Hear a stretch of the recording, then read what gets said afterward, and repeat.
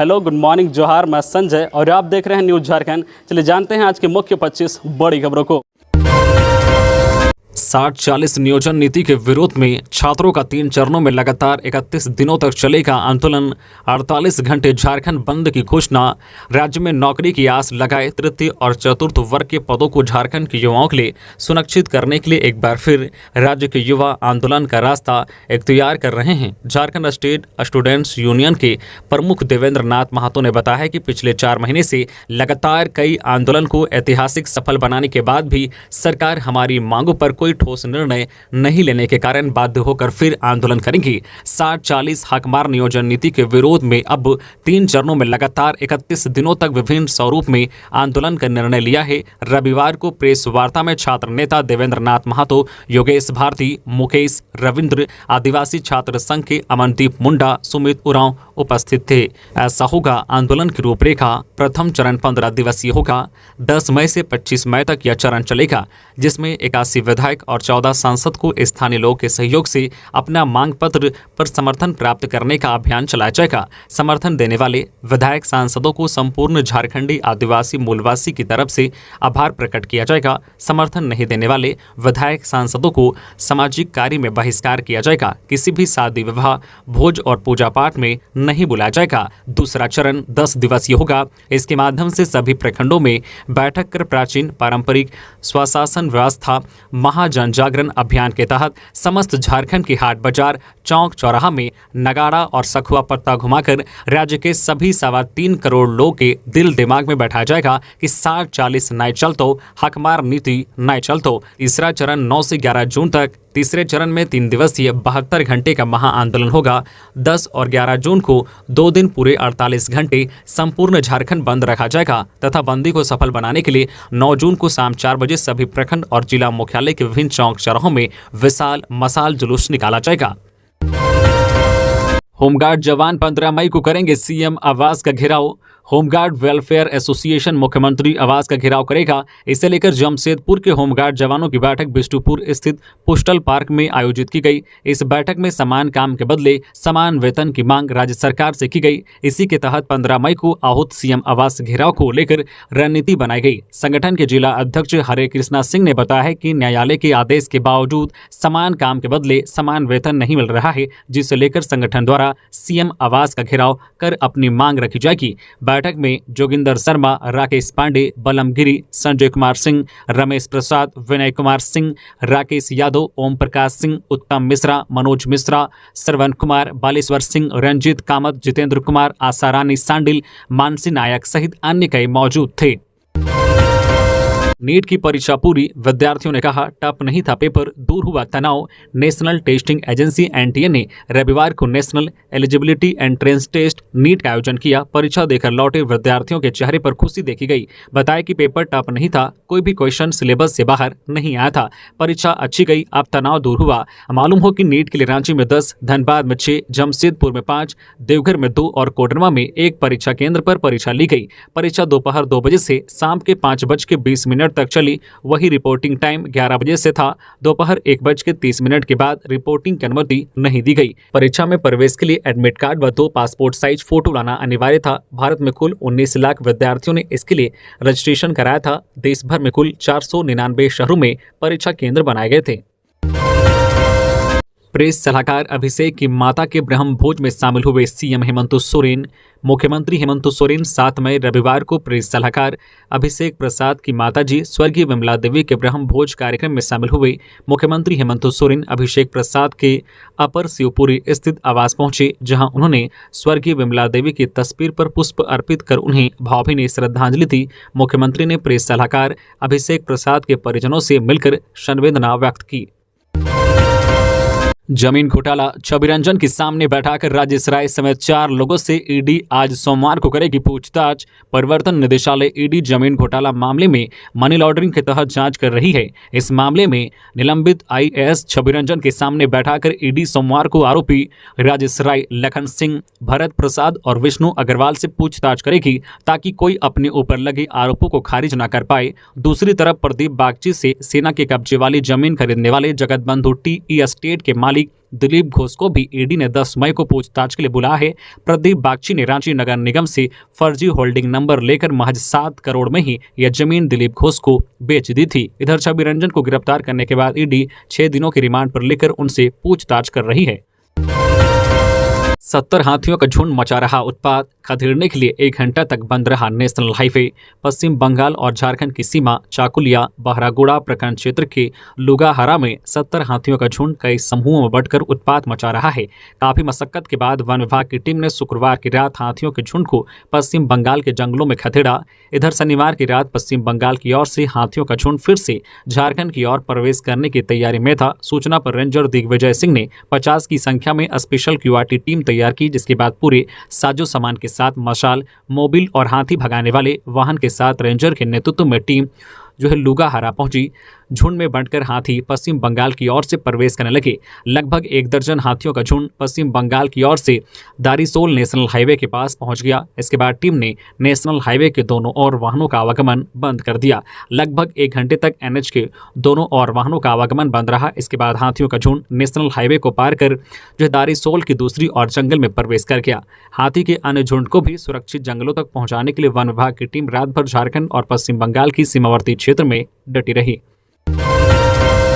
हर किसी को अपनी भाषा और संस्कृति पर होना चाहिए गर्व, इसे संरक्षित करना सरकार की प्राथमिकता। हेमंत, सभी भाषा संस्कृति की अपनी अलग अहमियत है, इससे उस भाषा से जुड़े समुदाय को अलग पहचान मिलती है। ये बातें मुख्यमंत्री हेमंत सोरेन ने रविवार को डॉक्टर रामदयाल मुंडा स्टेडियम रांची में आयोजित 3 दिवसीय बांग्ला सांस्कृतिक मेला के समापन समारोह में कही। उन्होंने कहा कि इसे संरक्षित और आगे बढ़ाना हम सभी की जिम्मेवारी है। भाषा की पकड़ जितनी मजबूत होगी उतना ही मजबूत हमारा समाज और राज्य होगा। हर किसी को अपनी भाषा और संस्कृति पर गर्व होना चाहिए। सीएम ने कहा है कि झारखंड की जो संरचना है उसे अलग अलग भाषा और संस्कृति का व्यापक प्रभाव है। हमारी सरकार भाषा और संस्कृति के साथ राज्य को आगे ले जाने का लगातार प्रयास कर रही है। यहाँ रहने वाले सभी समाज को मान सम्मान के साथ जीने का मौका मिले, इसके लिए सरकार प्रतिबद्ध है। बंगाल की खाड़ी में बन रहा शक्तिशाली चक्रवाती तूफान, जाने क्या होगा झारखंड के मौसम पर असर। बंगाल की खाड़ी में एक शक्तिशाली चक्रवाती तूफान बन रहा है, झारखंड के मौसम पर इसका क्या असर हो सकता है, इस संबंध में मौसम वैज्ञानिक अभिषेक आनंद ने बताया है कि झारखंड में अभी कोई विशेष परिस्थिति नहीं दिख रही है। बंगाल की खाड़ी में एक शक्तिशाली चक्रवाती तूफान तैयार हो रहा है। मौसम विभाग की नज़र उस पर है। निम्न दबाव का क्षेत्र बनने के बाद उसके असर के बारे में कुछ बता पाएंगे। रांची में बिरसा मुंडा एयरपोर्ट के पास हिनू रोड स्थित मौसम केंद्र रांची के प्रमुख अभिषेक आनंद ने बताया है कि बंगाल की खाड़ी और अंडमान सागर में एक साइक्लोनिक सर्कुलेशन देखा जा रहा है। इसकी वजह से बंगाल की खाड़ी में एक निम्न दबाव का क्षेत्र बनेगा। 8 मई को निम्न दबाव का क्षेत्र बनने की संभावना है। इसके बाद यह डिप्रेशन में तब्दील हो जाएगा, फिर शक्तिशाली चक्रवात में इसके बदलने की प्रबल संभावना है। श्री आनंद ने कहा कि इस साइक्लोनिक सर्कुलेशन और बनने वाले चक्रवात के मार्ग का अध्ययन किया जा रहा है। निम्न दबाव का क्षेत्र बनने की गतिविधियों का मौसम केंद्र अध्ययन कर रहा है। इसके असर के बारे में बाद में जानकारी दी जाएगी। इधर मौसम विभाग ने बताया है कि अभी लोगों को गर्मी से राहत नहीं मिलेगी। अगले सप्ताह तापमान में 2 से 3 डिग्री की वृद्धि दर्ज की जाएगी। आसमान साफ रहेगा, इसलिए लोग को चिलचिलाती गर्मी का एहसास होगा।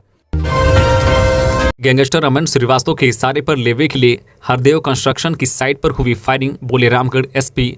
रामगढ़ जिले के पतरातू की हरदेव कंस्ट्रक्शन की साइट पर फायरिंग गैंगस्टर अमन श्रीवास्तव के इशारे पर लेवी के लिए हुई थी। रामगढ़ के एसपी ने इसका खुलासा रविवार को किया है। उन्होंने कहा है कि इस मामले की जांच के लिए एसडीपीओ पतरातू के नेतृत्व में एसआईटी का गठन किया गया था। रामगढ़ के एसपी पीयूष पांडे ने अपने कार्यालय में प्रेस वार्ता कर बताया है कि पुलिस को मिली गुप्त सूचना पर पतरातू थाना प्रभारी पुआनी रघुनाथ सिंह के नेतृत्व में पतरातू डैम के समीप स्थित किंग रेस्टोरेंट में छापेमारी की गई। छापेमारी के क्रम में 2 कुख्यात अपराधी को गिरफ्तार किया गया। पुलिस ने बेगूसराय मुख्तियारपुर निवासी सन्नी कुमार व शिवरी चरिया बरियारपुर बेगूसराय निवासी ब्रजेश कुमार उर्फ जहरा को गिरफ्तार किया है। इनके पास से एक देसी पिस्टल व 2 गोली बरामद किया गया है। पूछताछ में इन अपराधियों ने बताया कि वे लोग पेशेवर अपराधी हैं। उन लोगों ने गैंगस्टर अमन श्रीवास्तव के इशारे पर फायरिंग की घटना को अंजाम दिया गया है। प्राकृतिक आपदा से प्रभावित आश्रितों को मुआवजा राशि भुगतान की मिली स्वीकृति।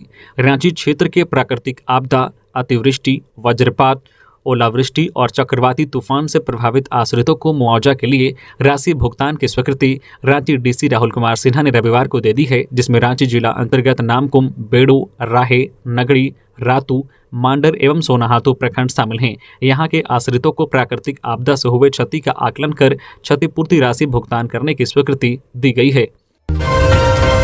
गिरिडीह में नदी में नहाने गई नाबालिग लड़की का रेप, पुलिस ने 2 आरोपियों को किया गिरफ्तार। झारखंड के गिरिडीह जिले के भेलवाघाटी थाना इलाके में एक नाबालिग लड़की के साथ 2 युवकों ने रेप किया। घटना के बाद पीड़िता व उसके घर वालों को पुलिस के पास नहीं जाने की धमकी भी देते रहे। हालांकि इन धमकियों की परवाह किए बगैर पीड़िता के घर वाले थाना पहुंचे। इसके बाद थानेदार अवधेश सिंह ने पूरे मामले की जानकारी एसपी अमित रेणु को दी, जिसके बाद दोनों को गिरफ्तार किया गया। वह गिरफ्तार आरोपियों की पहचान संजू मरांडी और सोनाराम मरांडी के रूप में हुई है। गिरफ्तारी की पुष्टि डीएसपी संजय राणा ने की है। घटना को लेकर बताया जा रहा है कि पिछले दिनों 13 साल की नाबालिग लड़की नहाने के लिए गांव के पास की ही नदी पर गई थी। यहां पर लड़की को अकेली पाकर गांव के ही संजू व सोनाराम उसे झाड़ियों में लेके यहां पर लड़की का मुंह दुपट्टे से बांध दिया। इसके बाद उसके साथ रेप किया। घटना के बाद लड़की बेहोश हो गई और जब उसे होश आया तो वह किसी तरह घर पहुंची। घर पहुंचकर लड़की ने पूरी घटना की जानकारी अपनी मां को दी। जेएससीए ने तत्काल प्रभाव से बीडीसीए को किया निलंबित, अब 5 सदस्यीय कमेटी करेगी देखरेख।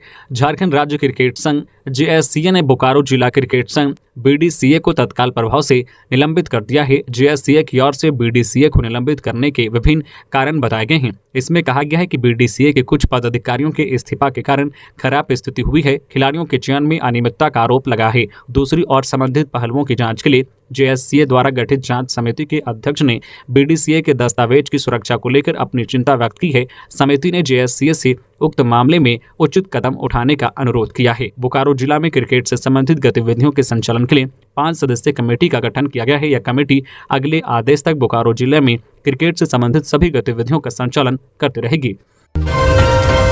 जम्मू कश्मीर के उपराज्यपाल पहुंचे झारखंड, सपरिवार की बाबा वैद्यनाथ की पूजा अर्चना। जम्मू कश्मीर के उपराज्यपाल मनोज सिन्हा रविवार को सपरिवार झारखंड के देवघर पहुंचे। एयरपोर्ट पर देवघर डीसी मंजूनाथ भजंत्री ने उनका स्वागत किया। वहां से उपराज्यपाल बाबा मंदिर के लिए रवाना हुए। मंदिर में सपरिवार उन्होंने विधि विधान से बाबा वैद्यनाथ की पूजा की। पूजा समाप्ति के बाद डीसी ने उन्हें बाबा वैद्यनाथ की प्रतीक चिन्ह भी भेंट की। इधर उपराज्यपाल के आगमन को लेकर सुरक्षा की चाक चौबंद व्यवस्था थी। महिला पहलवानों के समर्थन में भाकपा माले ने रांची में निकाला कैंडल मार्च। केंद्र सरकार पर साधा निशाना। दिल्ली के जंतर मंतर पर धरना पर बैठी महिला कुश्ती खिलाड़ियों के साथ दुर्व्यवहार के खिलाफ अखिल भारतीय कुश्ती महासंघ के अध्यक्ष सह भाजपा सांसद की गिरफ्तारी की मांग को लेकर रविवार को भाकपा माले समेत कई जन संगठनों ने कैंडल मार्च निकाला। रांची के अल्बर्ट एक्का चौक पर पहुंचकर कार्यकर्ताओं ने कैंडल के साथ जंतर मंतर पर आंदोलन कर रही महिला कुश्ती खिलाड़ियों का समर्थन किया। इस दौरान भारतीय कुश्ती महासंघ के अध्यक्ष शाह भाजपा सांसद ब्रजभूषण शरण सिंह को गिरफ्तार करो, बेटी बचाओ बेटी पढ़ाओ का नारा धोखा है के नारे लगाए गए। प्रतिवाद कार्यक्रम को संबोधित करते हुए वक्ताओं ने कहा कि जिन खिलाड़ियों के स्वर्ण पदक और बेहतरीन प्रदर्शन पर पूरा देश नाच करता था, आज उनके धरना प्रदर्शन पर केंद्र की सरकार चुप है। केंद्र सरकार को तय करना होगा कि वह बलात्कारियों के पक्ष में है या बेटियों के पक्ष में। जंतर मंतर पर धरना पर बैठी महिला पहलवानों के साथ यौन उत्पीड़न करने वाले भाजपा सांसद की गिरफ्तारी हो, अन्यथा आंदोलन और तेज होगा। ब्रजभूषण शरण सिंह की गिरफ्तारी के बजाय संरक्षण देने से दिल्ली पुलिस बाज आए। रांची के मोरहाबादी के फुटपाथ दुकानदारों ने निकाला विजय जुलूस, की आतिशबाजी। मोरहाबादी के फुटपाथ दुकानदारों ने रविवार को विजय जुलूस निकाला। अपने पूर्व निर्धारित कार्यक्रम के अनुसार मोरहाबादी के फुटपाथ दुकानदारों ने रविवार को पहले पहर में अपनी दुकानें बंद रखी। मोरहाबादी रजिस्ट्री ऑफिस के पास जमा होकर मोरहाबादी दुकानदार संघ के अध्यक्ष कुमार रोशन के नेतृत्व में जुलूस निकाला। बैंड बाजा के साथ दुकानदार डीसी आवास कचहरी चौक होते हुए अल्बर्ट एक्का चौक पहुंचे। यहाँ दुकानदारों ने आतिशबाजी की और मिठाइयां बाटी। मोरहाबादी दुकानदार संघ के अध्यक्ष रोशन कुमार के अनुसार मोरहाबादी में वेंडर मार्केट बनकर 6 माह में पुनर्वास करने का निर्देश हाईकोर्ट ने दिया है। उनका कहना है कि हाईकोर्ट में चल रहे रीट संख्या WPC 717 of 2022 Roshan Kumar and other versus state of Jharkhand मामले में मोरहाबादी के फुटपाथ दुकानदारों के पक्ष में फैसला आया है। हाईकोर्ट ने 6 महीनों की समय सीमा के अंदर जो है वेंडर मार्केट बनाकर उनका पुनर्वास करने का आदेश दिया है। राज्यपाल सीपी राधाकृष्णन ने केरल की राज्यपाल से की मुलाकात। झारखंड के राज्यपाल सीपी राधाकृष्णन ने रविवार को तिरुवनंतपुरम में केरल के राज्यपाल आरिफ मोहम्मद खान से मुलाकात की। राज्यपाल सीपी राधाकृष्णन ने आरिफ मोहम्मद खान के साथ अपना फोटो ट्वीट करते हुए यह जानकारी दी। उन्होंने लिखा है कि केरल की राजभवन में स्वागत से वह अभिभूत हैं। ईश्वर के अपने देश में आकर उन्हें बेहद प्रसन्नता हुई। गिरिडीह में यात्री बस से करीब 3 क्विंटल माइका जब्त। गिरिडीह वन प्रमंडल की माइका कारोबार के खिलाफ लगातार कार्रवाई जारी है। ज्ञात हो कि पहले ही शहर के 2 फैक्ट्री सील कर मालिक के खिलाफ केस दर्ज किया जा चुका है। रविवार 7 मई की सुबह वन प्रमंडल के अधिकारियों ने त्रिमूर्ति नामक बस से करीब 3 क्विंटल माइका जब्त किया। डीएफओ परवेश अग्रवाल की गुप्त सूचना पर सदर रेंजर एसके रवि ने बस में छापेमारी कर 4 बोरों में भरे करीब 1.5 लाख का माइका जब्त किया। रेंजर ने यात्रियों को उतारकर बस को जब्त कर वन विभाग कार्यालय लेते गया, जहां बस के उप चालक से पूछताछ किया जा रहा है। वैसे माइका अवैध है या वैध फिलहाल स्पष्ट नहीं हुआ है। बस में माइका से भरा बोरा किसके इशारे पर लोड हुआ और गिरिडीह में किस माइका फैक्ट्री में डंप होना था, इसका पता लगाया जा रहा है। पुलिस ने 2 आरोपियों को किया गिरफ्तार। 2 दर्जन से अधिक मामलों में हैं आरोपी।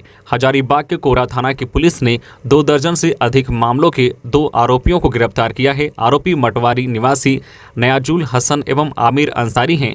दोनों पर हजारीबाग सहित जमशेदपुर और रामगढ़ में भी चोरी के कई मामले दर्ज हैं। इस संबंध में एसपी मनोज रतन चौथे ने प्रेस विज्ञप्ति जारी कर बताया है कि गुप्त सूचना मिली थी कि दोनों युवक जबरा रोड में 6 मई को एक स्कूटी चोरी की थी। उसके बाद पुलिस ने दोनों को गिरफ्तार कर लिया। दोनों के पास से चोरी की स्कूटी और मोबाइल बरामद किया है। उन्होंने यह भी बताया है कि दोनों आरोपियों पर विभिन्न थानों में चोरी का मामला दर्ज है। आदिवासी समाज बाबूलाल मरांडी पर भड़का। ईडी दफ्तर पहुंचे लोग। रांची जमीन घोटाला में ईडी की बड़ी कार्रवाई के बाद एक तरफ जहां राज्य में सियासत शुरू हो गई है, बीजेपी हेमंत सरकार पर कई गंभीर आरोप लगा रहा है, वहीं आदिवासी समाज भाजपा विधायक दल के नेता बाबूलाल मरांडी पर ओछी राजनीति करने का आरोप लगा रहा है। आदिवासी समाज के मुताबिक कांके प्रखंड के हुसीर मौजा में 60 डिसमिल जमीन एक आदिवासी परिवार का है, जिस पर अवैध कब्जा करने की कोशिश गैर आदिवासी के द्वारा फर्जी दस्तावेज के आधार पर किया जा रहा है। उन गैर आदिवासी का पक्षपात करने का आरोप आदिवासी समाज ने बाबूलाल मरांडी पर लगा है। वहीं राजधानी रांची में जमीन घोटाले में ईडी की कार्रवाई के बाद कहीं न कहीं आम लोग का भी भरोसा ईडी की तरफ बढ़ता नजर आ रहा है। यही वजह है कि लोग जमीन से संबंधित अपनी समस्याओं को लेकर ईडी दफ्तर पहुंच रहे हैं। इसी कड़ी में रविवार को हटिया हरदाग निवासी पितरू सांगा अपने भाई के साथ पहुंचे ईडी दफ्तर, जिनका कहना है कि हटिया हरदाग में इनकी भी जमीन है जिसे दूसरे लोगों ने कब्जा कर रखा है। इस कारण आवेदन देने ईडी दफ्तर पहुंचे हैं। हालांकि रविवार होने के कारण इनका आवेदन नहीं लिया जा सका। पलामू में ट्रेन से गिरकर युवक की मौत। अपनी शादी का कार्ड बांटकर ट्रेन से लौट रहा था युवक। सोननगर बरवाडी रेलखंड के अंकरोहा और बड़की सलैया रेलवे स्टेशन के बीच रविवार को ट्रेन से गिरकर हैदरनगर प्रखंड के खरगडा गांव निवासी विनोद यादव के पुत्र धनंजय कुमार की मौत हो गई। युवक धनंजय अपनी शादी का कार्ड देने अंकरोहा गांव गया था। इसी माह 21 मई को युवक की शादी होनी थी। पारिवारिक सूत्रों से मिली जानकारी के अनुसार शनिवार को धनंजय अपनी दादी के साथ अंकरोहा रेलवे स्टेशन के बगल में नरारी कला गांव में अपने रिश्तेदारों को शादी का कार्ड देने गया था। रविवार की सुबह वह शटल ट्रेन से हैदरनगर आ रहा था। इसी क्रम में अंकरोहा और जो है बड़की सलैया रेलवे स्टेशन के बीच सिमरा गांव के पास ट्रेन से गिरने से मौके पर ही उसकी मौत हो गई। वही धनंजय की मौत से घर में कोहराम मचा है। घटना के बाद माता पिता दादा दादी का रो रो कर बुरा हाल है। वही गाँव में मातम पसरा हुआ है। इस संबंध में खरगडा गांव निवासी पूर्व मुखिया जितेंद्र पासवान ने बताया है कि धनंजय कुमार यादव की 16 मई को तिलक और 21 मई को शादी होने वाली थी। शादी का कार्ड देने वह अपनी दादी के साथ अंकरोहा रेलवे स्टेशन के बगल में नरारी कला गांव गया था। लाइट हाउस के 282 लाभुकों को निगम ने दिया अंतिम नोटिस। इस तिथि तक राशि जमा नहीं की तो ये होगी कार्रवाई। राजधानी के धुरवा में बनाए जा रहे प्रधानमंत्री आवास योजना शहरी के तृतीय घटक के तहत नई तकनीकी से 1008 फ्लैट का निर्माण कार्य हो रहा है। धुरवा के आनी मौजा स्थित मोसीबाड़ी मैदान पंचमुखी मंदिर के नजदीक बन रहे आवासों का आवंटन नगर निगम की ओर से किया गया है। आवंटित सभी लाभुकों को किस्तों में आवास के लिए भुगतान करना है, लेकिन 282 लोग ऐसे हैं जिन्होंने अभी तक किस्त का भुगतान नहीं किया है। इसको लेकर रांची नगर निगम के सहायक नगर आयुक्त ने सभी चयनित लाभुकों को कहा है कि 20/5/2023 तक लाभुक आवास पूर्ण के विरुद्ध किस्तों की राशि निगम कार्यालय में जमा कर सकते हैं। इसके अलावा RTGS, NEFT या DD के माध्यम से लाइट हाउस प्रोजेक्ट धुरवा नामक बैंक खाते में जमा करना सुनिश्चित करें। फर्जी बैंकिंग ऐप के जरिए साइबर ठगी करने वाले आरोपी हरियाणा से गिरफ्तार। फर्जी बैंकिंग ऐप के माध्यम से धोखाधड़ी करने के आरोपी को सीआईडी की साइबर अपराध पुलिस ने हरियाणा से गिरफ्तार किया है, जिसके पास से 3 मोबाइल, 2 लैपटॉप, 1 एटीएम कार्ड और आधार कार्ड बरामद किया है। गिरफ्तार आरोपी अजय कुमार फर्जी बैंकिंग ऐप के माध्यम से लोगों को ठगने का काम करता था। बताया गया है कि अजय कुमार मूल रूप से हरियाणा के गुड़गांव जिले के सीखोपुर स्थित सेक्टर 69 का रहने वाला है।